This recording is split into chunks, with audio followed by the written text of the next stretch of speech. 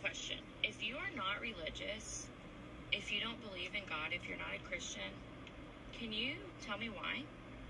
I really appreciate any time a believer is willing to sit down and listen to the stories of those who have lost their faith. So because you asked it in such a genuine way, I'm going to give you a non-snarky, very vulnerable answer to your question. So like you, I was raised in church. I took my beliefs very seriously. I wanted to live the way that God would have me live. I ended up going to Christian theology school because I wanted to get closer to God and I wanted to understand the Bible more.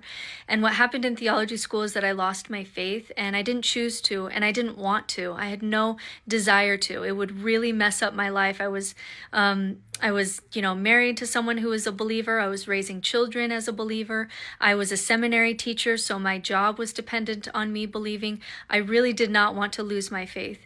But what happened is I got this little seed of doubt where I got so good in theology school being able to tell what kind of God a society will create, that I had this thought that I'd never had before that said, what if we're the ones creating God rather than God creating us? Because what happens, and I can still do this now, if you give me a society, don't tell me what it is, but tell me how the agriculture works, how the flooding works, how the social structure works, and I'll tell you what kind of God they would have created. And every time I'm right.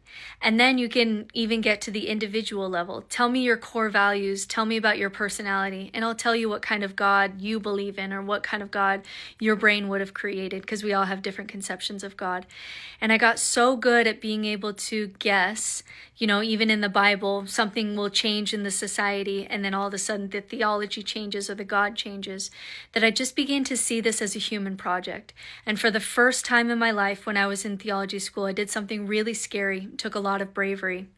But I figured that if God was real and if the truth was truth, that it would be able to handle my little human questions.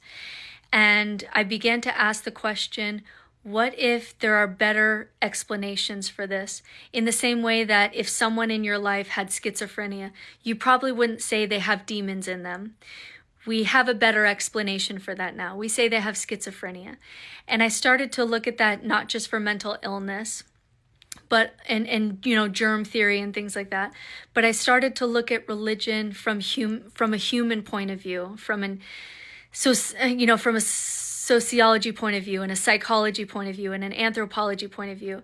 And what I found was this is an entirely human creation based on our human needs and our human fears.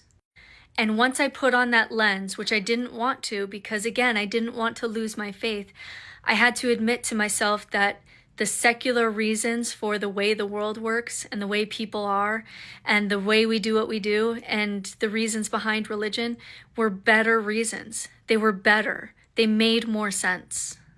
And when it was time to write my dissertation, I had to admit to myself that I no longer believed in God, but I had learned a lot about human nature in the process, because religion is one of the best places to learn about what humans desire and the best and most beautiful things about human nature, but also our greatest fears.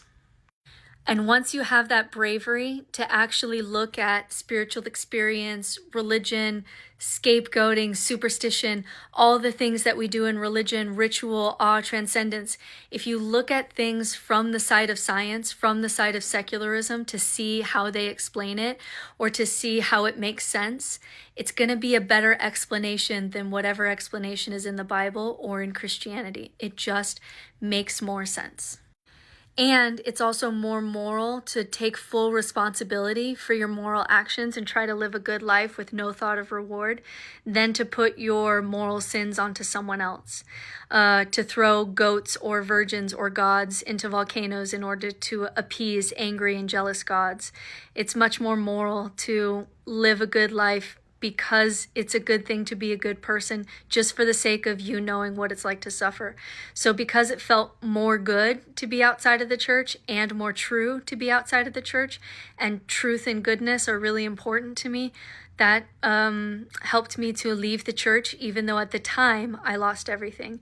And then I rebuilt my life. I rebuilt meaning and purpose and community and awe and transcendence and morality and ritual. I rebuilt all the good things that you get from religion without having to believe things that are essentially unbelievable and without causing so harm to so many people who are hurt by religion.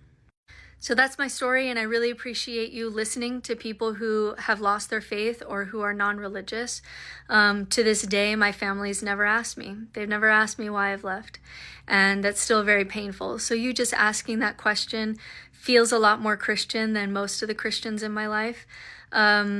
But yeah, for me, if I were to push you at all, it would be that there are beautiful things about religion, but I think that there's more truthful and more good ways to access those resources than with these old religions.